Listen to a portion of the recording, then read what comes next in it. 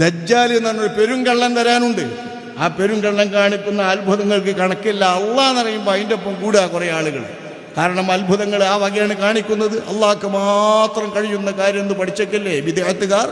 അള്ളാഹ്ക്ക് മാത്രം കഴിയുന്ന കാര്യം അങ്ങനെ വിശ്വസിച്ചു പോരുന്ന ആ കാര്യങ്ങൾ ഈ ദജ്ജാൽ ചെയ്യുന്നത് കാണുമ്പോൾ അത് അള്ളാഹ് തന്നെയെന്ന് കൊണ്ട് കൂടുക.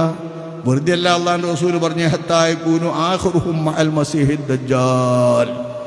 ഈ ബിദ്അത്ത് സംഘത്തിൻ്റെ അവസാനത്തെ കൂട്ടർ, അവസാന തലമുറ മസീഹുദ് ദജ്ജാൽ വന്ന് ഞാൻ അള്ളയാണെന്ന് പറയുമ്പോൾ അവരുടെ കൂടെ കൂടുമെന്ന് ശഫീഉനാ റസൂലുള്ളാഹി.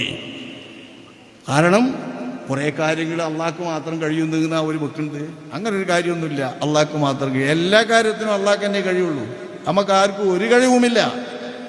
എല്ലാ കാര്യങ്ങളും അള്ളാഹുവിൻ്റെ കഴിവ് കൊണ്ടാണ് നടക്കുന്നത്. അപ്പോൾ അള്ളാഹുവിൻ്റെ കഴിവ് കൊണ്ട് മാത്രം നടക്കുന്ന കാര്യങ്ങളെല്ലാം അങ്ങനെ വിശ്വസിക്കാതെ ചില കാര്യങ്ങൾ അത്ഭുതകരമായി തോന്നുന്നത് അള്ളാഹ്ക്ക് മാത്രം കഴിയുന്നത്, ബാക്കിയൊക്കെ ഞമ്മക്കും കഴിയുന്നത് എന്ന ശിർക്കിൻ്റെ വിശ്വാസം വാസ്തവത്തിൽ ബിദ്അത്തുകാർ വെച്ചു പുറത്തുന്നുണ്ട് അവരുടെ ഈ വാചകങ്ങളിലൂടെ, ആക്ഷേപങ്ങളിലൂടെ. അങ്ങനെയുള്ള ആളുകൾക്ക് ഈ ജീവനില്ലാത്തതിന് ജീവനിടിക്കലും മരിച്ചുപോയ ബാപ്പാനെ ഹയാത്താക്കലും എത്രയോ കൊല്ലം മുമ്പ് മരിച്ചിട്ടുള്ളതിന് ഹോക്കലും സ്വർഗവും നരകവും കയ്യിൽ കാണിച്ചേരലൊക്കെ കാണുമ്പോൾ ഞാൻ അള്ളയാന്ന് പറഞ്ഞാ എന്ന് പറയും.